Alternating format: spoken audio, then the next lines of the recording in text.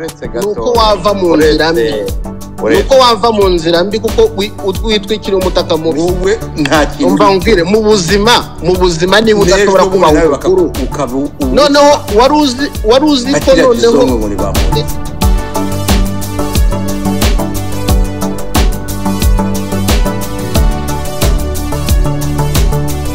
nongeye kubaha ikaze mu makuru yacu yo kuri uyu wa gatatu tariki 13 ukwezi kwa gatatu 2024 ni amakuru agiye kwibanda kuri izi ngingo zikurikira. Dr Theogene Rudasingwa araburira abayobozi b'akarere abaperezida ko babiri muri bo bagomba guhitanwa n'uri mu perezida uri kubitegura. Ni ikiganiro yatanze muri uyu munsi ubwo yavuga ko isi nitagira ikintu ikora intambara y'akarere igiye gutangira muri Kongo, ko afite amakuru yizewe ava mu butegetsi. Mu yandi makuru muri space yaraye ibaye yavugaga iti wakiriye ute itangazwa rya Perezida Paul Kagame umukandida wa FPR parti kabiri. Umuvugizi wa RNC Ignace Rusagara yarahanganye na Dr Mabwanimana Merari ku buryo igihugu kiyobowe ni impaka rero zango turwane hafi abantu kurwana. Turabigaruka muri aya makuru. Mu yandi makuru mu Rwanda kuri uyu munsi hatanzwe ibiciro bishya, hamuritswe ibiciro bishya by'ingendo mu Rwanda. Urwego ngenzura mikorere rura rwashyize hanze ibiciro bishya by'ingendo hirya no hino mu gihugu nyuma y'uko guverinoma itangaje ko yaciyeho nkunganire yajyaga itanga kugira ngo umugenzi agende ku giciro gito. Hari ababyishimiye n'abandi bavuze ko ibiciro n'ubundi bigikomeye kandi inkunganire hari icyo ari kwiye gukora n'ubundi. Mu yandi makuru turi bugaruke mu makuru yacu agendanye n'ubukungu, aho tuza kubabwira ko ubuhinzi bukomeje kugenda biguruneke muri Afurika kandi akaba aribwo butunze benshi. Bivuga ko igihugu kitihagije mu biribwa uzasanga nacyo gifite ubukoroni n'ubucakara bukigendaho, mu gihe igice cy'ubukungu giteye imbere ndetse giteza imbere abaturage banatunzwe nacyo kidashirwamo imbaraga na budget cyangwa se guverinoma zacyo. Mbahe ikaze mu makuru yacu arambuye, amakuru mugiye kugezwaho nanjye Jean Ngendahimana. Turaza kugaruka rero ku ndagu. Murabizi benshi mwamenye indagu za Magayane, mumenye indagu za Nyirabiyoro, mumenye indagu za Nsabagasani, mumenye indagu za Meshaki. Ariko kuri uyu munsi turagaruka ku ndagu zitavuzwe cyane zivuga ku butegetsi n'ihindagurika ryabwo mu Rwanda. Izo nta zindi ni indagu za Runukamisyo bivuga ko ari zizakoraho leta ya FPR. Twibutse ko iyi ari radio television Imena, radio ikubitira inyuma kubuye, ikaba ari radio ikunda kugeza amakuru impande zombi haba muri opposition ndetse n'imbere mu gihugu. Mbahaye ikaze rero. Reka duhere ku makuru atangazwa na Dr Theogene Rudasingwa, umuyobozi w'ishaka Ishyakwe. Uyu ntago ari umuntu usanzwe kuko yayoboyeho ibiro bya Perezida Paul Kagame, ayobora ishyaka rya FPR ndetse akaba afite connection n'izahoze ari ingabo za FPR cyangwa se inkotanyi n'abagitegeka muri rusange. Aravuga ko rero afite amakuru adasanzwe agaragaza ko hari perezida umwe mu karere uri mutegura guhitana abandi babiri cyangwa batatu. Arahamagarira abaperezida muri ibyo bihugu kukaza amaso mu bijyanye n'umutekano, agamarira n'amahanga kugira ngo ahaguruke akize intambara y'akarere, ko bitabaye ibyo akarere karaza kugurumana. Ni nyuma y'uko habaye ikibazo gikomeye cyane aho M23 ikomeje kwigarurira ibice bya Kongo, mu gihe muri Kongo habarirwa ibihugu bisaga bitandatu biri guhangana n'uyu mutwe, ariko bikaba bigaragara ko nta kintu biri gukora, ahubwo M23 iri kwavanza. Kuri Theogene Rudasingwa aravuga ko uwo muperezida azi ko ashoboye gukora ibyo bintu ngo kuva 1994 ari wagiye ahitana abandi baperezida muri rusange. Ikiganiro kirambuye mushaka kujya kuri radio Ishakwe mukagikurikirana. Amakuru yaciye mu Rwanda reka tuyakomereze ku biciro byatangajwe na Rura. Ibiciro by'ingendo muri rusange byatangajwe na urwego ngenzuramikorere Rura rwashyize hanze ibiciro bishya by'ingendo hirya no hino mu gihugu nyuma y'uko guverinoma itangaje ko yakuyeho nkunganire yajyaga itanga kugira ngo umugenzi agende ku giciro gito. Mu gitondo cyo kuri uyu wa kabiri ushize Werurwe nibwo guverinoma yatangaje ko iyo nkunganire iri hagati ya 40 na 45 ikuweho, bivuze ko umugenzi ari we uzajya yishyurira igiciro cyose cy'urugendo. Ibiciro bishya RURA yashyize hanze biri hejuru ugereranije n'ibyo umugenzi yarasanzwe yishyurira, aho nko kuva mu mujyi wa rwagati ugera i Nyamirambo ahazwi nko Kuryanyuma igiciro gishya ari 243, mu gihe kuva mu mujyi rwagati ugera Kuryanyuma uciye Nyabugogo igiciro gishya ari 307. Ni ibiciro bitandukanye leta yashyize ahagaragara, ariko hari abaturage bamwe bavuga bati iyi ni politike nziza cyane ko hinjijwe n'amabisi menshi ashoboka. Abandi bakavuga ko kuba nkunganire yavuye n'ubundi igiciro cyakomeje kuzamuka nk'uko ibintu byari bimeze.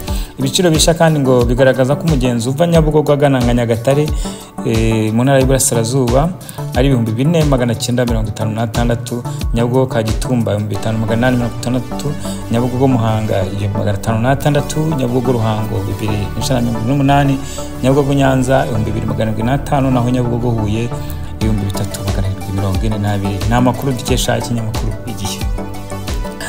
Amakuru yacu tuyakomereze rero kuri space yabaye aho uwitwa Rusagara Ignace umuvugizi wa RNC yarahanganye imbonangobona na Medali Ngabo. Turabigarukaho muri aya makuru. Ibi rero bije nyuma yuko Perezida Paul Kagame atoreye kuba umukandida wa FPR muri 2024. Ibintu Ignace avuga ko ibintu RNC ivuga ko atari ibintu bikwiriye kandi bikwiye kugira. Muri space rero yayobowe n'uwitwa Rugaba Patrick, aba babiri bananiwe kumvikana babwira Ignace ko adakundwa kuza kuvugira Paul Kagame bitamukwiriye, kuko n'abamuvugiye benshi bavuzwe muri kiganiro atigeze uri ku rwego rumwe. Abavugaga Colonel Byabagamba, Rusagara n'abandi bakoreye ndetse bakoranye bari n'inshuti na Paul Kagame, mu gihe Merari bivuga ko nta kintu ari cyo kugira ngo abe yavuga ko yavugira Kagame muri space. Hagati aho ariko Merari we yabwiraga ko ari abanzi b'igihugu ndetse ibintu bavuga badafite ishingiro, ko bakwiye kujya i Kigali kugira ngo bajye bakora politiki nk'uko FPR ikunda kubakangurira. Mu makuru yacu rero reka tuyakomereze ku indagu nshya rero ziri gucicikana, by'umwihariko urugero kuri uyu munsi ikiganiro cy'indagu cyaciye ku kinyamakuru cy'uwitwa Mwemayire Felicite. Indagu z'uyu mugabo rero witwa Rukunamisho zivuga iki muri rusange, reka tuze tuzibagarukireho. Nafashe umwanya rero njya kuzisoma, hanyuma zivuga muri ubu buryo izi ndagu za Rukunamisho. Nyuma rero y'indagu mwamenyereye za Magayane, Nyirabiyoro n'abandi, hari indagu za Rukunamisho. Nguyu yari umuraguzi akaba n'umupfumu wo ku ngoma ya Ruganzu Ndori ahagana mu 1510 1960. Yaje mu Rwanda agavuye Karagwe, bageze mu Rwanda ngo bakwitana n'amayira abiri, aho abo bari kumwe ngo baramubaza bati duce mu yihe, arababwira ati ni mubaga inkoko muyiterera igisiga aho kigurukira, ubwo aho niho tugana. Ubwo ngo bari ku mpaka wa za Rusumepfiyo muri za Karagwe. Igisiga rero ngo cyaraje kiguru ngo nkuko barayibazira bayitera igisiga, hanyuma igisiga ngo cyaje kuguruka kigana i Rwanda, nuko bafata inzira bagana i Rwanda. Bageze mu Rwanda rero ngo kwa Ruganzu Ndori ibwami baramubaza bati wowe se uturutse? Arababwira ati mvuye Karagwe k'Abahinda, nkaba ndi umuraguzi umupfumu. Bati nibyo? Muti se? Nawe ati yego. Nuko ngo baramubaza bati ngaho duhanurire iriya mbyeyi zabyara iki? Nawe ati hahaha izabyara ikimasa cy'umwirungu, ariko muramenye nyiracyo ntazayikame, kuko nayikama kazaba kamubayeho. Ngo bwarakiye rero nuko nyirayo bimwanga mu nda areba ari nijoro, nuko aragenda arayikama, nuko arayijisha ayijya munsi arayikama. Nuko umwami Ruganzu Ndori abyumvise ati mumureke ariko ntazongere. Ngo barongera kandi nyuma yaho nyirayo arongera bimwanga mu nda, arongera ngajya kuyijisha arayikama. Nuko Rukunamisho Rukunamisho ati nimuze murebe yanka bari kongera kuyikama. Umwami ati nimufate icyo kimasa yabyaye mu kice. Baragifata bagikubita ubuhiri mu mutwe, nyamara cya kimasa kubera ububabare ngo kirabacika kiriruka kigana mu kabande muri iryo joro. Ijoro rero ngo ryaje gucya, bakurikiranye inzira ikimasa cyanyuzemo kivirana bagisanga mu rufunzo ariho cyaguye, cyato kimeze nabi, ngo cyuzuyeho n'inshishi. Ngo umuhutu warimo rero ngo wihingira muri urwo rufunzo abibonye ngo ariruka hari mu gitondo. Nuko umupfumu Rukunamisho ati garuka hano, ariko uriruka kubera iki? Nuko ngo bamubagira kuri cya kimasa ajyana inyama. Nuko Rukunamisho arahindukira abwira Ruganzu ati inyama zimwe uzohereze kwa Mutaga mu Burundi, izindi uzohereze kwa Kimenyi mu Gisaka, izindi mu kirwa cy'ijwi kwa Katabirora. Izindi mu kirwa cy'ijwi kwa Katabirora. Ruganzu ngo yarabikoze atyo, ariko izohereje kwa Kimenyi mu Gisaka, Kimenyi arazirukana ati uwo mwami nasubirana inyama ze ntagandusha guhiga. Hanyuma ngo izohereje Burundi, ariko umwami yarazanze, ariko ati ntawanga ikintu umugabo yamwohereje, ni muzihe abakozi bazirye nibadapfa nawe ubaga izindi, hanyuma woherereze uwo mwami w'i Rwanda wantumyeho. Umupfumu Rukunamisho nuko ngo inyama barazibaga bazohereza umwami w'i Rwanda. Hanyuma abo Ruganzu yatumye rero ngo baza kugaruka bamubwira uko byagenze. Nuko umwami ahamagara Rukunamisho ati nsobanurira indagu. Nuko Rukunamisho ati reka noneho tuzibimuzi. Nk'uko babibonye inshishi zuzuye kiriya kimasa cyaguye mu gishanga, ngo kiriya kimasa ni ubwami rubanda ruzahindukirana rukabambura ubwami. Nk'uko ziriya nshishi rero zari zuzuye kiriya kimasa, bivuze ko abahutu bazafata ubwami ariko bakabura uko bategeka. Nk'uko twabonye uriya muhutu yirutse abonye ikimasa cyapfuye, nyamara akagaruka tukamuha inyama, bisobanuye ko hari abatutsi bazagaruka bakabambura ubutegetsi bakabirukangana, ndetse benshi bagapfa. Abenshi bazahunga bagapfa cyane ndetse. Hanyuma ariko ngo hari abazaruka ngo bazaza bagafata ubutegetsi, hanyuma ngo u Rwanda rukaba paradiso.